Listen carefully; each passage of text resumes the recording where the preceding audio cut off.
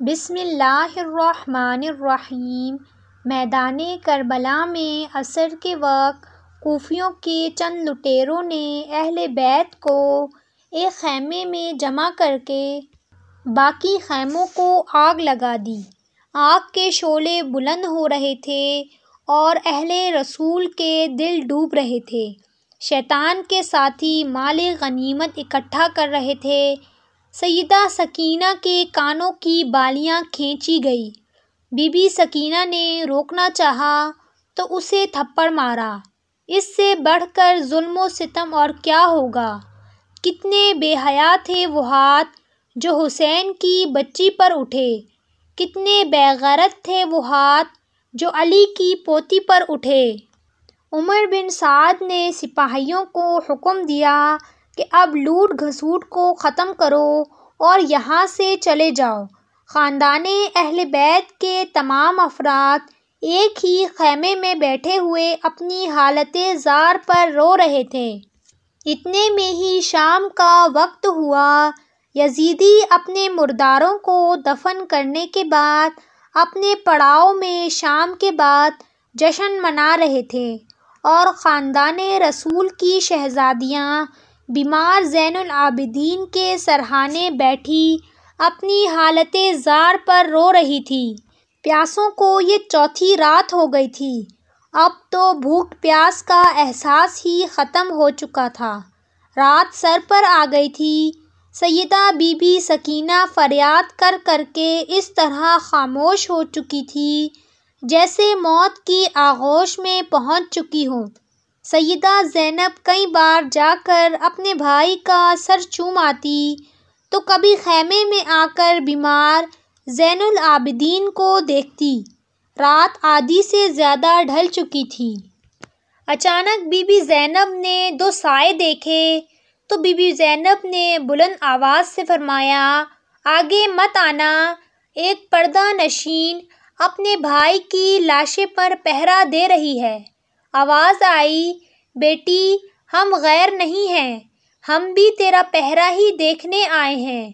Be be زینب نے پہچان لیا کہ یہ تو میرے بابا علی کی آواز ہے۔ تسلی کے لیے دوبارہ آواز دی کہ آپ کون ہیں؟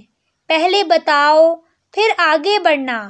آواز آئی، بیٹی ہم آگے نہیں آئیں گے۔ میری غمزدہ بیٹی صبر رکھو، میں تیرا باپ علی ہوں اور یہ تیری ماں فاطمہ بنت رسول ہیں۔ ہم تمہارا پہرا دیکھنے کے لیے آئے ہیں۔ بی بی زینب نے بے قرار ہو کر آواز دی، امی جان۔ آواز آئی، جی بیٹی کیا بات ہے؟ بی بی زینب کہنے لگی، امی جان آپ رک کیوں گئی؟ آ کر میرے بھائی کا لاشا تو دیکھ لو، مجھے دلاسا تو دے جاؤ۔ آواز آئی، بیٹی میں آگے نہیں آ سکتی۔ بی بی زینب نے آواز دی، ابا جان۔ آواز آئی، جی بیٹی۔ بی بی زینب فرمانے لگی، ابا جان آپ صبح کیوں نہیں آئے؟ جب آپ کا گھرانہ لٹ رہا تھا اس وقت آپ کہاں تھے؟ آپ اس وقت کیوں نہیں آئے جب علی اصغر کو تیر مار کر شہید کیا گیا اور علی اصغر نے تیر کھا کر دم توڑا؟ جب علی اکبر کی لاش کو اٹھاتے وقت میرے بھائی کی کمر دوہری ہو رہی تھی؟ جب قاسم کی جوانی لوٹی گئی؟ جب عباس کے بازو قلم کیے گئے؟ جب میرے بھائی کا سر کاٹا گیا؟ بابا آپ کو اس وقت آنا تھا جب حسین کا تیروں اور تلواروں سے سینہ چھنی ہوا تھا، آپ اس وقت کیوں نہ آئے؟ جب میرے بھائی کے گلے میں تیر پھنسا ہوا تھا؟ میرے بابا میں تو اس وقت بھی آپ کو بلاتی رہی کہ یا مدد ابا جان۔ آواز آئی، بیٹی ہم اس وقت بھی آئے تھے، تمہاری امی ساتھ تھی اور تمہارے نانا بھی ساتھ تھے۔ ہم نے تمہارا پورا امتحان اپنی آنکھوں سے دیکھا۔ تمہارے نانا شہیدوں کے خون کو بوتل میں جمع کرتے رہے۔ ہم نے سب کچھ اپنی آنکھوں سے دیکھا ہے۔ میرے بیٹے حسین نے ویسا ہی امتحان دیا۔ جیسے اس کے نانا حضور چاہتے تھے۔ تمہاری امی تمہاری قربانیوں سے پوری طرح مطمئن ہے۔ تیرے بھائی بھتیجے جنت میں پہنچ چکے ہیں اور وہاں آرام کر رہے ہیں۔ اے میری لخت جگر، تمہارا امتحان ابھی باقی ہے۔ تم بنت رسول کے دودھ کی لاج رکھو گی۔ صابر و شاکر بن کر رہنا، اللہ صبر کرنے والوں کے ساتھ ہے۔ پھر آواز آنا بند ہو گئی۔ بی بی سکینہ کے دل کو کافی اطمینان حاصل ہو گیا تھا۔ صبح ہوئی اور اہل بیت کو کوفہ لے جایا جا رہا تھا تو بی بی زینب نے مدینہ کی طرف رخ کر کے اس طرح فریاد کی کہ سننے والوں کے سینے چاک ہو گئے۔ یزیدی لشکر نے بیبیوں کو قید کر لیا اور انہیں پیدل کوفہ لے گئے۔ انہیں سڑکوں پر زنجیریں پہنا کر چلایا گیا تاکہ لوگ عبرت حاصل کریں۔ اس مظلوم قافلے کو کوفہ سے دمشق لے جایا گیا اور وہاں دربار یزید میں پیش کیا گیا۔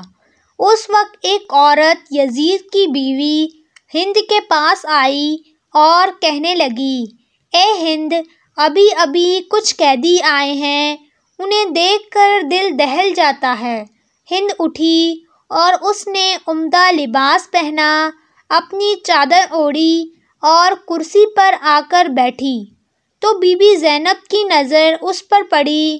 بی بی زینب نے جب اس کو غور سے دیکھا تو اسے پہچان لیا اور اپنی بہن ام کلثوم سے کہا کہ بہن، کیا آپ اس عورت کو جانتی ہیں؟ ام کلثوم نے جواب دیا، نہیں، میں اس کو نہیں پہچانتی۔ بی بی زینب نے فرمایا، یہ ہماری کنیز ہند بنت عبداللہ ہے جو ہمارے گھر میں کام کاج کیا کرتی تھی۔ ہند نے بی بی زینب سے پوچھا کہ آپ لوگ کس علاقے سے ہیں؟ بی بی زینب نے فرمایا، ہم مدینہ منورہ کے رہنے والے ہیں۔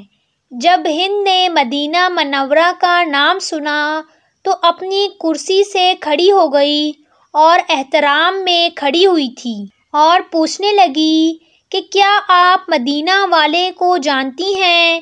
بی بی زینب نے فرمایا، تم کن مدینہ والوں کے بارے میں پوچھ رہی ہو؟ ہند نے کہا، میں اپنے آقا مولا امام علی علیہ السلام اور ان کے گھر والوں کے متعلق پوچھنا چاہتی ہوں۔ بی بی زینب نے اشک بار آنکھوں سے فرمایا، تو نے علی علیہ السلام کے گھر کے متعلق پوچھا ہے، ہم اس گھر کو خالی چھوڑ آئے ہیں۔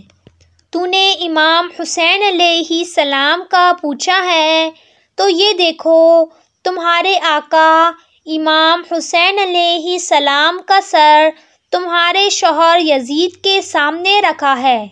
تم نے اولاد علی کے متعلق پوچھا ہے تو ہم حضرت عباس علیہ السلام اور باقی سارے نوجوانوں کو کربلا کے تپتے صحرا میں بے غسل و کفن چھوڑ آئے ہیں۔